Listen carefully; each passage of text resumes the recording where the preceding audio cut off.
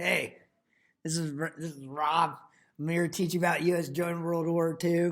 I got some little snowflakes around my picture because it's cold in the school. So let's go.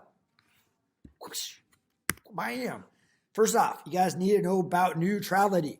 Staying neutral, not taking a side. We start World War II out in neutrality. Why?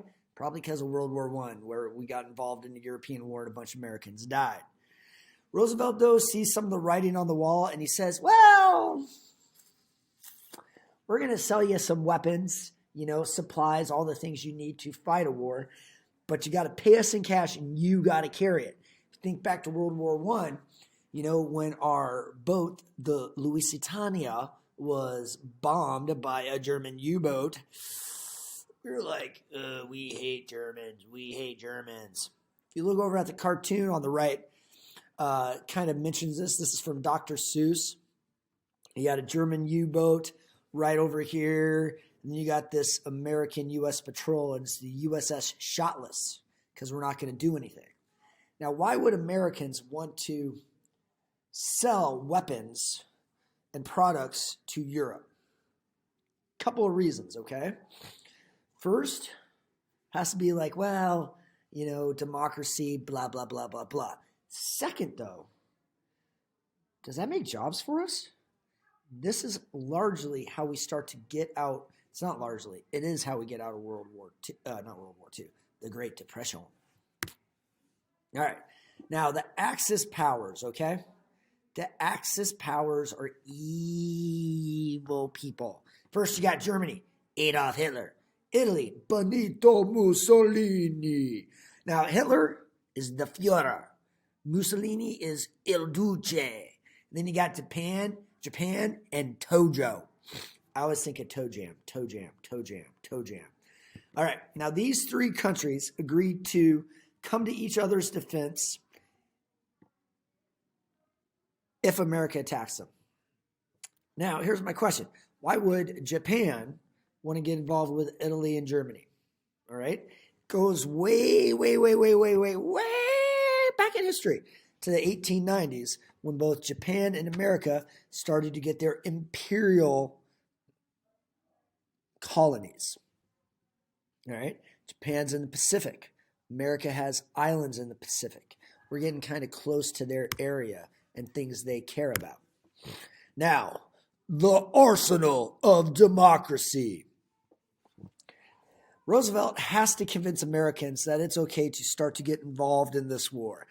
And Roosevelt's a master of propaganda. He's got the fireside chats he's going on, but he's using people just to make the right words. Arsenal of democracy. Who would not want to own a gun of the arsenal of democracy? What's great about this, though, is it does totally get us out of the Depression. Roosevelt starts this thing called the Lend-Lease Act, basically saying, hey, if you're a country at war fighting for democracy, we're going to give you supplies. Mostly so war does not come to us. Two biggest recipients of that is Great Britain, also known as United Kingdom, also known as England, also known as England, Scotland, Wales, and Northern Ireland.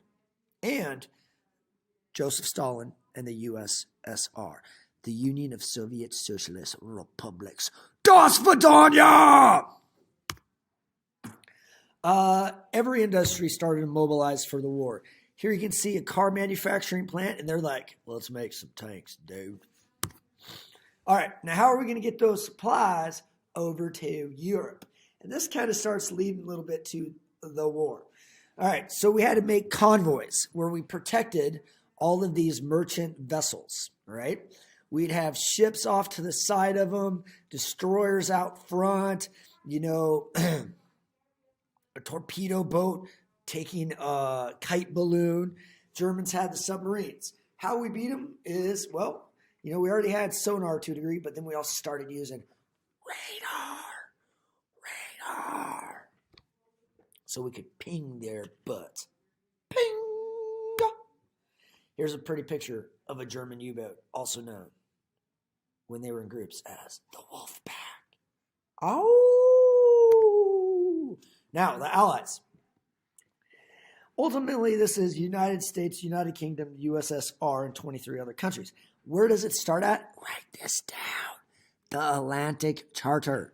Here you can see FDR and Winston Churchill, the British bulldog himself. Basically, in this Atlantic Charter, Roosevelt is like, all right, I can do you war aims, but I can't declare war, though. All right? Roosevelt's like, fine. But not Roosevelt. Churchill's like, fine. And Roosevelt's like, don't worry, Churchill. I'm going to make war happen. And this became the basis for the Allies. Now, the attack on Pearl Harbor, also known as Japan, stabbed us in our back repeatedly, going, ah, ah, ah. Excuse me. Basically, so we broke Japan's secret code, and we knew that they were doing something. We didn't know quite where. We didn't know quite when. We knew the general date, the general area. Roosevelt saw a message on December 6th where he's like, well, clearly they're going to be going to war with us.